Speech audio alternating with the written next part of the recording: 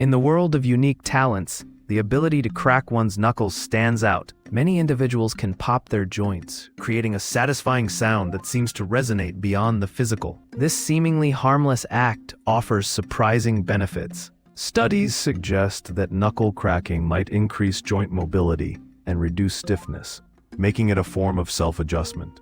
Despite myths claiming it leads to arthritis, research hasn't conclusively supported this notion. Instead, it highlights how our bodies can exhibit quirky talents and prompts questions about the fascinating mechanics of our joints.